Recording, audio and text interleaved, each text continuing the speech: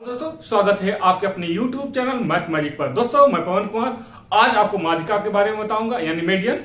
इसके बाद आपको बताएंगे परिकेंद्र, लंब केंद्र तथा अंतः केंद्र। इन चारों के बीच में आपको एक एक करके बताएंगे क्योंकि छात्रों में इनके बारे में ज्यादा कंफ्यूजन होता है। तो आज का वीडियो देखने के बाद आपका कंफ्यूजन दूर हो जाएगा। दोस्तों आज का ये सेगमेंट बहुत ही इंपॉर्टेंट होने वाला है, तो वीडियो के अंत तक बने रहे हैं। तो सबसे पहले देखते हैं मीडियन यानी माध्यिका देखते हैं। इसका डिफिनेशन क्या होता है? तो होता है median is a line which is drawn from the vertex of triangle to the mid point of opposite side. यानी इसको हिंदी में कहें तो किसी त्रिभुज के शीर्ष से सामने वाली भुजा के मध्य बिंदु को मिलाने वाली रेखा जो है माध्यिका कहलाती है। आइए इसको फिगर के द्वारा समझते हैं। इस तरह से एक ट्रायंगल बना लिए,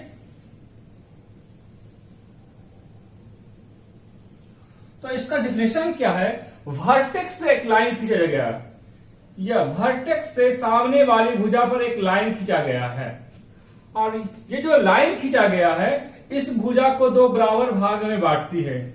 अगर इस वर्टेक्स से एक लाइन खींचे तो इस सामने वाली भुजा को इस भुजा को भी ये बराबर बराबर भागों में बांटेगी। और अगर यहां से एक लाइन खींच दे तो ये सामने वाली भुजा को भी ये बराबर भागों में बांटेगी।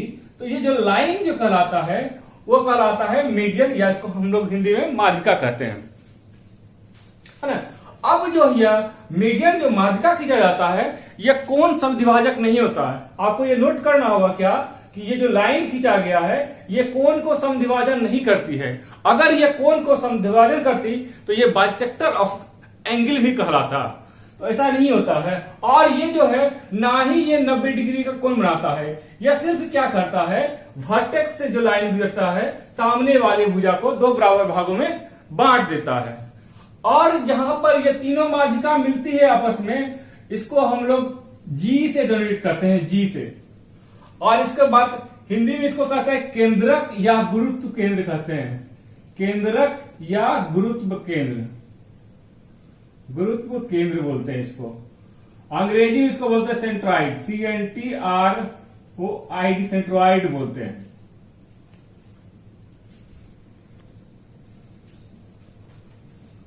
ये जो पॉइंट मिल रहा है यानी तीनों माध्यिका जहां मिल रहा है उसको जी से डोनेट करते हैं, या केंद्रक बोलते हैं या गुरुत्व केंद्र, अंग्रेजी में इसको बोलते हैं सेंट्रॉइड। अब देखते हैं सेंट्रॉइड का क्या होता है डेफिनेशन। तो बोलता है the centroid of a triangle is the point where three medians coincide, यानी जहां तीनों माध्यिका मिलती है उसे केंद्रक कहते हैं। और ये जो केंद्रक होता है जी, ये पॉइंट केंद्रक होता है, इस माध्यिका को 2:1 में समद्विभाजित करता है। और ये जो केंद्रक है इस माध्यिका को 2:1 में करेगा और इसको भी 2:1 अनुपात में करेगा। यानी जो गुरुत्व केंद्र होता है त्रिभुज का वो माध्यिका को 2:1 के अनुपात में विभाजित करती है। दोस्तों आज का सेगमेंट बहुत ही महत्वपूर्ण होने वाला है क्योंकि आज के सेगमेंट में आपको हर चीज को, माध्यिका हो, लंब केंद्र हो, परिकेंद्र हो, अंतः केंद्र हो, सभी चीजों को बारी बारी से क्लियर करेंगे ताकि आज के बाद आपके मन के अंदर कोई भी कंफ्यूजन ना हो। आइए अब बनाते हैं, 3 फिगर बनाते हैं। पहला फिगर बनाते हैं न्यून कोण त्रिभुज का, न्यून कोण त्रिभुज, जिसको बोलते हैं एक्यूट एंगल ट्रायंगल। सेकेंड जो फिगर बना रहे हैं वो समकोण त्रिभुज का,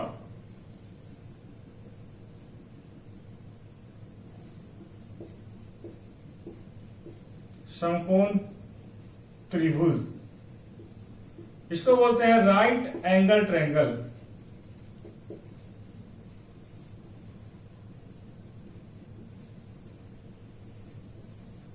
थर्ड फिगर जो बना रहे हैं अधिक कोण त्रिभुज का,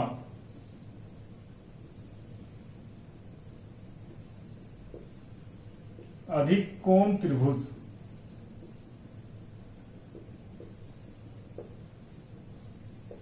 इसको बोलते हैं ऑब्ट्यूज एंगल ट्रायंगल।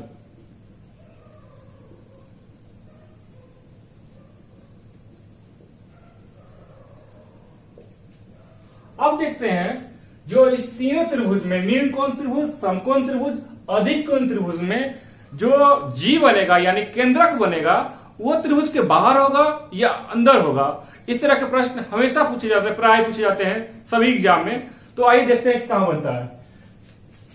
माध्यिका का जो डेफिनेशन होता है कि वर्टेक्स से सामने वाली भुजा पर जो लाइन जाएगी वो सामने वाली भुजा को दो बराबर भागों में बांटेगी, और इस वर्टेक्स से इधर खींचेंगे तो इस भुजा को दो बराबर भाग में, और इस वर्टेक्स से जब खींचेंगे तो इस भुजा को दो बराबर भागों में बांटेगी। ये जो बना जी यानी केंद्रक बना, तो ये क्या बनेगा, ये त्रिभुज के अंदर बनेगा, नीलकोण त्रिभुज में। अब बात करते हैं समकोण त्रिभुज में। तो इस तरह से माध्यिका खींचेंगे, सामने वाली भुजा को दो बराबर भाग में, इधर से ये माध्यिका खींचेंगे इस भुजा को दो बराबर भाग में, और इधर से जब माध्यिका खींचेंगे तो इस भुजा को दो बराबर भाग में बटेगी। तो ये जो जी बना, इसमें भी जी का जो बना केंद्रक बना वो समकोण त्रिभुज में क्या बनेगा, इसे भी त्रिभुज के अंदर होगा। अब देखते हैं अधिक कोण में। तो ये बनेगा माध्यिका सामने वाली भुजा को दो बराबर भाग में, और ये इसको इस भुजा को दो बराबर भागों में, और यहां से जब माध्यिका खींचेंगे तो इस भुजा को दो बराबर भागों में बटेगी। और ये जो मेरा जी आएगा केंद्रक यानी सेंट्रॉइड या गुरुत्व केंद्र जो होगा वो त्रिभुज के अंदर बनेगा। यानी माध्यिका जो है तीनों तरह के त्रिभुज में वो त्रिभुज के अंदर ही बनता है। अब देखते हैं शीर्षलंब को, है ना। शीर्षलंब को अंग्रेजी में कहते हैं एल्टीट्यूड। देखते हैं कि शीर्षलंब का परिभाषा क्या होता है। तो अंग्रेजी में इसका डेफिनेशन होता है an altitude of a triangle is the perpendicular segment from a vertex of a triangle to the opposite side. यानी शीर्षलंब है भुजा के विपरीत सिर से उसी भुजा पर लंब की लंबाई को दर्शाता है। तो आइए फिगर के द्वारा देखते हैं शीर्षलंब को। इस तरह से एक फिगर बना दिए ट्रायंगल का, और नाम रख दिया ए बी और सी रख दिया। तो इसका डेफिनेशन क्या है कि वर्टेक्स से सामने वाली भुजा पर ये लाइनिंग जो लाइन होगा वो लंब होगा। तो इसी को हम लोग कहेंगे शीर्षलंब, या अंग्रेजी में कहते हैं एल्टीट्यूड कहते हैं इसको। अगर इस वर्टेक्स से ले तो इस भुजा पर ये बनेगा, लंब करेगा, और इस वर्टेक्स से ले तो इस भुजा पे ये लंब होगी। अगर इसका नाम दे डी ई और एफ कर दे तो एडी जो होगा लंब हो जाएगा बीसी पे, ये जो एडी लंब हो जाएगा बीसी पे। और इसकी बात करें बी की बात करें तो बी जो लंब हो जाएगा एसी पे हो जाएगा। और बात करें सीएफ का तो सीएफ जो लंब हो जाएगा एबी भुजा पे हो जाएगा। अब जहां पर ये तीनों शीर्षलंब एक साथ मिलते हैं उसको हम लंब केंद्र कहते हैं। इसको कहते हैं लंब केंद्र। लंब केंद्र इसको ओ से डिनोट करते हैं, यानी इस लंब केंद्र को हम ओ से डिनोट करते हैं। और इसको अंग्रेजी में हम लोग करते हैं ऑर्थो सेंटर, यानी लंब केंद्र या ऑर्थो सेंटर। और इस जो शीर्षलंब है ये इसे कोई सर्किल का निर्माण नहीं होता, यानी जो शीर्षलंब जो मिलता है ना इसे अंतर्वृत्त या बाह्यवृत्त किसी तरह का सर्किल का निर्माण नहीं होता है।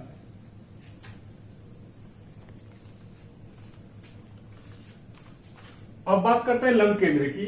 तो यानी जहां पर तीनों अभिलंब एक साथ मिलते हैं, बाइसेक्ट करते हैं, उस बिंदु को हम लंब केंद्र कहते हैं, और लंब केंद्र को हम ओ से डिनोट करते हैं, यानी ऑर्थो सेंटर। अब देखिए ऑर्थो सेंटर का परिभाषा क्या होता है। The common intersection of three height या एल्टीट्यूड ऑफ ए ट्रायंगल, यानी लंब केंद्र उसको कहते हैं वह बिंदु जहां पर त्रिभुज के तीनों अभिलंब मिलते हैं, लंब केंद्र कहलाते हैं ना। ये अभिलंब एडी हुआ, इसको एल्टीट्यूड या हाइट भी कहते हैं। ये हो गया बी और ये सी एफ, यानी तीनों जिस बिंदु पर मिल रहा है उसको हम लंब केंद्र कहते हैं। और लंब केंद्र में होता क्या कि sum of side always greater than sum of height या एल्टीट्यूड। इसमें क्या होता है कि इसकी जो भुजा की जो योग होता है वह जो लंब या हाइट के योग से हमेशा बड़ा होता है।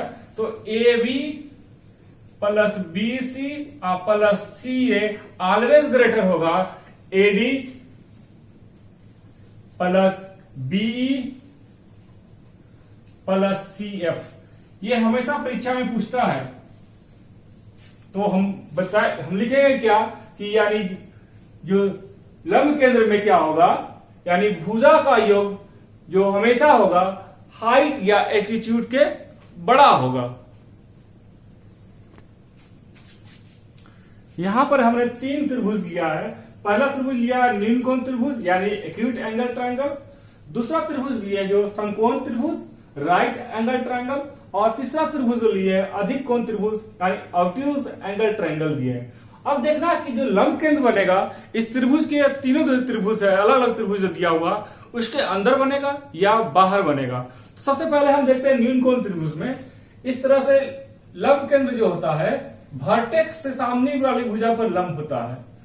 ये वर्टेक्स से सामने वाली भुजा पर लंब होगी और इस वर्टेक्स से सामने वाली भुजा पर लंब होगी। तो ये जो बन रहा है लंब केंद्र यानी वो जो बन रहा है ऑर्थो सेंटर, ये न्यून कोण त्रिभुज में क्या बनता है, त्रिभुज के अंदर बनता है। अब देखते हैं समकोण त्रिभुज में, यहां से लंब लिए तो ये लंब बना, और इस वर्टेक्स से लिए लंब तो ये बनेगा, और इस वर्टेक्स से जब लंब लेंगे तो ये लंब बनेगा। यानी जब समकोण त्रिभुज में देखते हैं तो समकोण त्रिभुज में जो लंब केंद्र बनता है वह समकोण जो होता है उसके वर्टेक्स पे बनता है, वर्टेक्स पे। क्योंकि इस तरह के जो प्रश्न है प्राय एग्जाम में पूछे जाते हैं कि लंब केंद्र जो है न्यून कोण त्रिभुज में कहां बनेगा, तो बोलेंगे त्रिभुज के अंदर, और बोल दिया समकोण त्रिभुज में कहां बनेगा तो बोलेंगे कि जो समकोण जहां बनता है उसके वर्टेक्स पे बनता है। अब देखते हैं अधिक कोण में कि अधिक कोण में जो लंब केंद्र कहां बनेगा। अगर यहां से ले लंब तो ऐसे लेंगे, और इस भुजा से लंब ले तो यहां से लेंगे, और इसका जो वर्टेक्स बनेगा ऐसे बनेगा। इसको आगे बढ़ा देते हैं, यानी अधिक कोण में जो बनेगा ऑब्ट्यूज एंगल में जो बनेगा लंब केंद्र बनेगा वो बनेगा त्रिभुज के बाहर बनेगा, त्रिभुज के बाहर बनेगा। और बात करें न्यून कोण में, इसमें बनेगा त्रिभुज के अंदर, और समकोण त्रिभुज में जो बनेगा वो बनेगा 90 डिग्री जो कोण होता है उसके वर्टेक्स पे बनेगा, यानी शीर्ष पे बनेगा। ये 40 चीजें। अब तो उम्मीद करते हैं कि ये जो चीजें बताए हैं लंब केंद्र के बारे में आपको क्लियर हो गया होगा। आइए अब बात करते हैं त्रिभुज की परिकेंद्र के बारे में। त्रिभुज का परिकेंद्र क्या होता है, इसको अंग्रेजी बोलते हैं circum centre of a triangle. सबसे पहले देखते हैं इसका डेफिनेशन क्या होता है। तो इसका डेफिनेशन होता है the intersecting point of A perpendicular bisectors in A triangle is called circum centre of a triangle. Hindi में देखते हैं इसका परिभाषा क्या होता है, किसी भी त्रिभुज में लंब अर्धकों के प्रतिच्छेद बिंदु को त्रिभुज का परिकेंद्र कहते हैं। यानी जो लंब अर्धक है जहां पर तीनों लंब अर्धक प्रतिच्छेद करेगा उस जो पॉइंट्स आता है उसको हम लोग कहते हैं त्रिभुज का परिकेंद्र कहते हैं। तो आइए देखते हैं फिगर के माध्यम से इसको। एक त्रिभुज ड्रॉ करते हैं इस तरह से,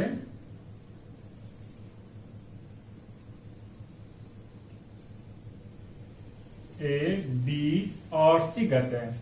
तो बोलता है क्या चीज का कि लंब अर्धक, ये तो इस भुजा पर लंब होगा लेकिन साथ ही साथ अर्धक मतलब इसको दो बराबर भाग में बटेगा, और ये इस पर आएंगे लंब अर्धक। तो इस भुजा पर ये लंब इस तरह से हो जाएगा, और इस भुजा को भी दो बराबर भाग में बांटेगा, और यहां से लेंगे तो ऐसा हो जाएगा लंब अर्धक। इस भुजा पर ऐसे लंब अर्धक रहेगा, और यहां पर ये जो प्रतिच्छेद बिंदु कर रहा है यानी तीनों जो लंब अर्धक जहां पर मिल रहे हैं इस बिंदु पर मिल रहे हैं, इस पॉइंट को ओ कहते हैं, और इसको हम लोग कहते हैं परिकेंद्र कहते हैं।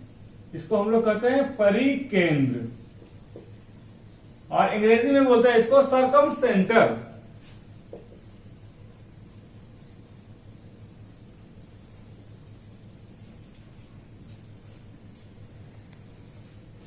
अब आइए इसको मिला देते हैं डॉट डॉट से, इसको मिला देते हैं इधर से, इसको इधर मिला देते हैं और इसको यहां से मिला देते हैं।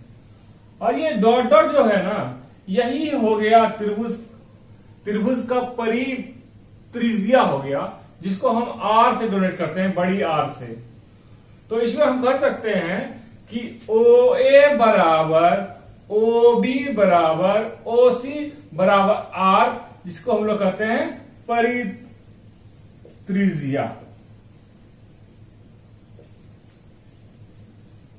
अब इस तरह से फिगर जब बनाएंगे हम बाहर से,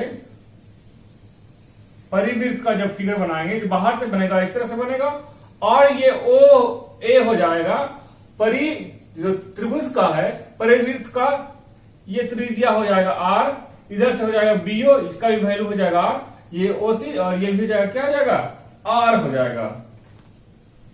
अब देखते हैं परिकेंद्र की विशेषता क्या होती है।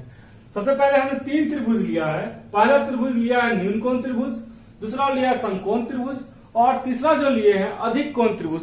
न्यूनकोण त्रिभुज क्या होता है, प्रत्येक कोण 90 डिग्री से कम होता है। समकोण त्रिभुज में होता है एक कोण 90 डिग्री, और अधिक कोण में क्या होता है, एक कोण जो होता है 90 डिग्री से अधिक होता है। अब देखते हैं क्या इसका परिकेंद्र कहां बनेगा। तो यहां पर जो होता है बाइसेक्टर यानी अर्धक जो है लंब होता है, यानी इसको बीच में मिडिल 2 भाग में बांटेंगे और यहां लंब होगा, इसमें आ जाएंगे तो ऐसे बनेगा, यहां लंब होगा और इसको भी 2 पार्ट्स में बांटेगा, और जब यहां से लेते हैं तो ये भी लंब होगा और इसको भी 2 पार्ट्स में बांटेगा। यहां पर जो मिलता है इसी को हम लोग कहते हैं परिकेंद्र, या सरकम सेंटर भी कहते हैं इसको, सरकम सेंटर। तो न्यूनकोण त्रिभुज में जो परिकेंद्र बनता है वह त्रिभुज के अंदर बनता है, यानी जो परिकेंद्र हो जाएगा, परिकेंद्र हो जाएगा न्यूनकोण त्रिभुज में, वो हो जाएगा त्रिभुज के अंदर,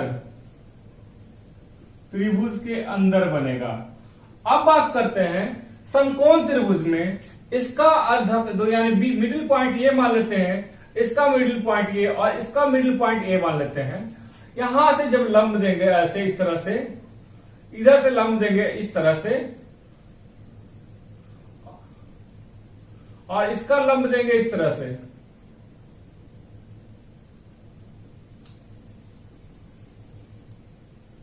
तो यहां पर बनेगा ये परिकेंद्र।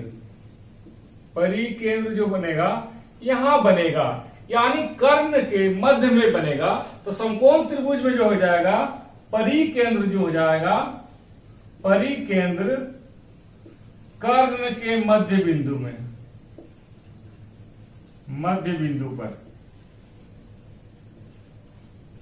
अब देखते हैं अधिक कोण में, इसका ये मिडिल पॉइंट ये मान लेते हैं और इस तरह से लंब खींच देते हैं, इसका मिडिल पॉइंट ये मानते हैं और लंब इस इधर से खींच देते हैं, और इसका मिडिल पॉइंट ये और लंब ऐसे खींचते हैं, यह बन गया। ये जो पॉइंट्स हो गया ये हो गया परिकेंद्र, परिकेंद्र या सरकम सेंटर हो गया। यानी अधिक कोण में जो है परिकेंद्र जो बनेगा वो त्रिभुज के बाहर बनेगा। अधिक कोण में जो है परिकेंद्र जो बनेगा, परिकेंद्र वह त्रिभुज के बाहर बनेगा, त्रिभुज के बाहर बनेगा। देखते हैं क्या न्यूनकोण जब देखते हैं, न्यूनकोण में जो परिकेंद्र होता है त्रिभुज के अंदर, समकोण में जो परिकेंद्र होता है त्रिभुज के जो कर्ण होता है उसके मध्य बिंदु पर होता है, जबकि अधिक कोण में जो परिकेंद्र होता है वो त्रिभुज के बाहर होता है। ये सारे जो पॉइंट्स हैं एग्जाम के दृष्टिकोण से काफी महत्वपूर्ण होते हैं, क्योंकि एग्जाम में इससे डायरेक्ट क्वेश्चन पूछा जाता है।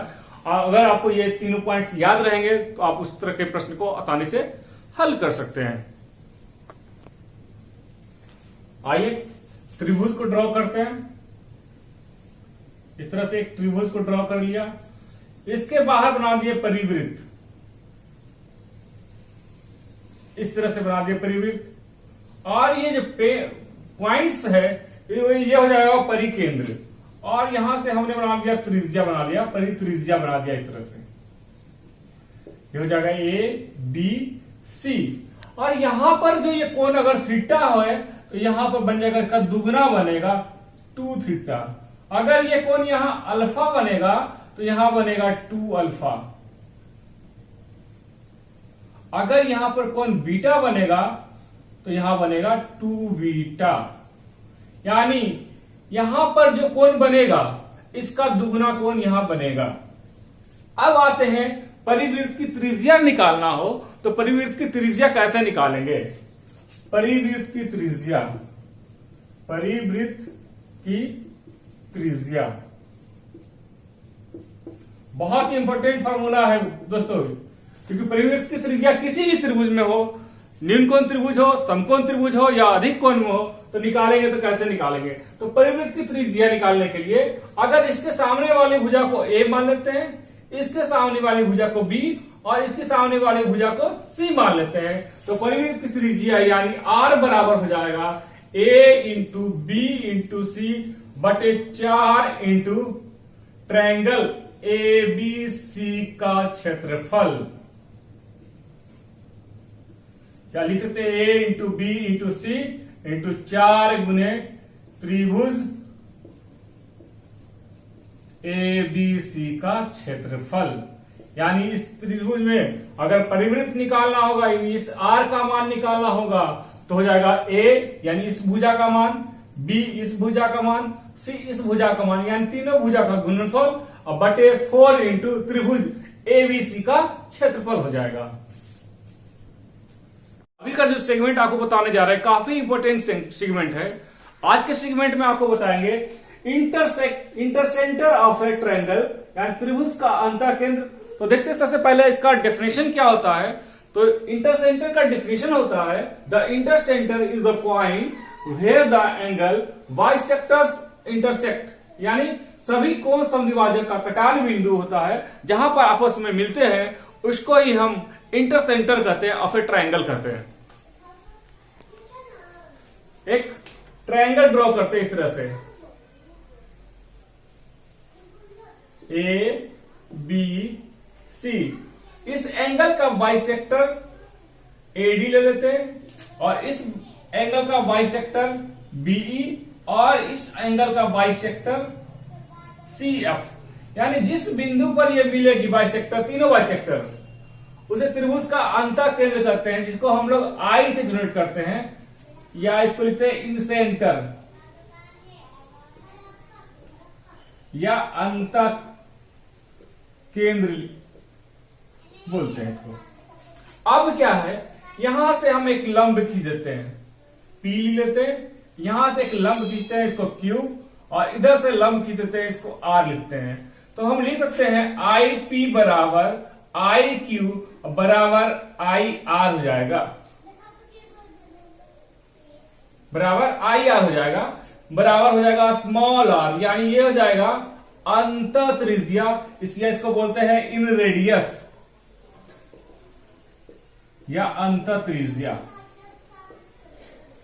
और अंदर जो सर्किल बनेगा इस तरह से, ये सर्किल बनेगा, ड्रॉ जो सर्किल होगा, इस सर्किल को हम कहते हैं in circle, I N C I R C L E, in circle यानी अंतःवृत्त। एक ट्रायंगल ड्रॉ करते हैं इस तरह से, एक ट्रायंगल ड्रॉ करते हैं ए बी सी, और तीनों का जो कोण समद्विभाजक का कटान बिंदु को मिलाते हैं इस तरह से, ए इधर से बी और इधर से सी।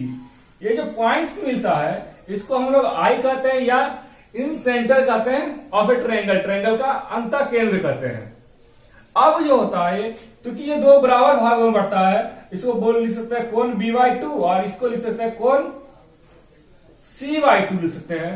तो कोण ये BIC बराबर क्या होगा, कोण BIC बराबर होगा 180 डिग्री माइनस कोण B/2 और माइनस कोण C/2, और आगे जाएंगे तो 180 डिग्री माइनस कोण B प्लस कोण C/2 हो जाएगा। इसको और आगे हल करेंगे तो 180 डिग्री माइनस, इसको हम लिख सकते हैं क्या, 180 डिग्री माइनस कोण A/2 लिख सकते हैं, माइनस कोण A/2, और इसको हल करेंगे तो हो जाएगा 90 डिग्री प्लस कोण A/2 हो जाएगा।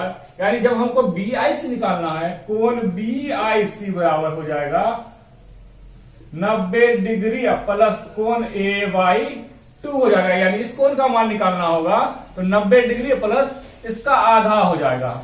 अगर कोण AIC निकालना होगा, कोण AIC निकालना हो जाएगा तो 90 डिग्री प्लस कोण BY2 हो जाएगा, यानी इस कोण को निकालेंगे तो हो जाएगा 90 डिग्री प्लस BY2 हो जाएगा।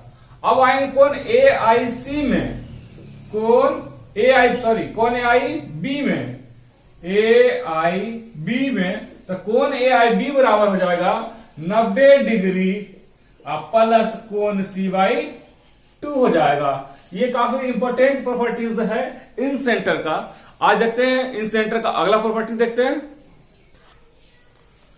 फिर एक ट्रायंगल को ड्रॉ करते हैं। इस तरह से एक त्रिभुज खींचते हैं A, B और C। फिर इसका अंतःकेंद्र इस तरह खींच लेते हैं। ये अंतःकेंद्र I हो गया। यहां से एक लंब खींच देते हैं और ये तीनों आपस में बराबर होगा, जिसको हम स्मॉल r से डिनोट करते हैं, जिसका मतलब होता है r बराबर होता है इन रेडियस या हम लोग कहते हैं अंतः त्रिज्या।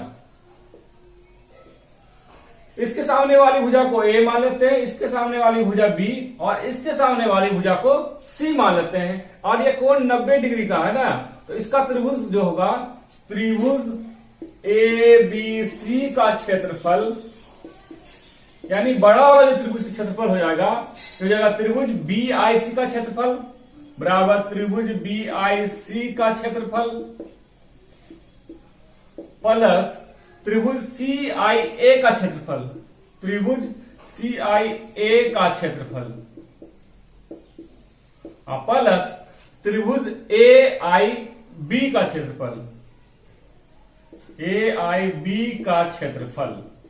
यानी इस बड़ा वाला त्रिभुज का क्षेत्रफल, इसके क्षेत्रफल, इसके क्षेत्रफल और इस तीनों के क्षेत्रफल के योग के बराबर होगा। तो इसका देखते हैं त्रिभुज क्षेत्रफल BIC का क्षेत्रफल देखते हैं। त्रिभुज BIC में देखते हैं क्या, इसका आधार है A और ऊंचाई है R, तो लिख सकते हैं 1/2 A इंटू R। अब आते हैं CIA का क्षेत्रफल, CIA का क्षेत्रफल, इसका आधार है B और ऊंचाई है R, तो लिख सकते हैं 1/2 B इंटू R। अब आते हैं AIB का क्षेत्रफल में, AIB का क्षेत्रफल, इसमें आधार है C और ऊंचाई है R, 1/2 C इंटू R है। सब में देखते हैं 1/2 और R कॉमन है, ले लेते हैं 1/2 R कॉमन ले लेते हैं, A plus B plus C हो जाएगा। और इसको आगे करेंगे R into A plus B plus C by 2 होगा। अब तीनों कोण का आधा है, यानी A plus B plus C बटे 2। हम लोग जानते हैं इसको S कहते हैं, यानी अर्ध परिमाप कहते हैं, इसको अर्ध परिमाप कहते हैं। तो इसके जगह पर हम S लिख सकते हैं बराबर R इंटू S, यानी त्रिभुज ABC का क्षेत्रफल बराबर R इंटू S। तो R बराबर हो जाएगा त्रिभुज ABC का क्षेत्रफल बटे S, या हम लोग लिख सकते हैं R बराबर त्रिभुज का क्षेत्रफल बटे S। यानी किसी भी अंतःवृत्त का त्रिज्या निकालना होगा तो त्रिभुज का क्षेत्रफल बटे अर्ध परिमाप कर देंगे, वो त्रिभुज का अंतः त्रिज्या निकल जाएगा। दोस्तों उम्मीद करते हैं आज का ये वीडियो आपको पसंद आया होगा। अगर वीडियो पसंद आए तो लाइक शेयर करें, और अगर आप मेरे चैनल पर नए हैं तो प्लीज चैनल को सब्सक्राइब करना ना भूले। Thank you.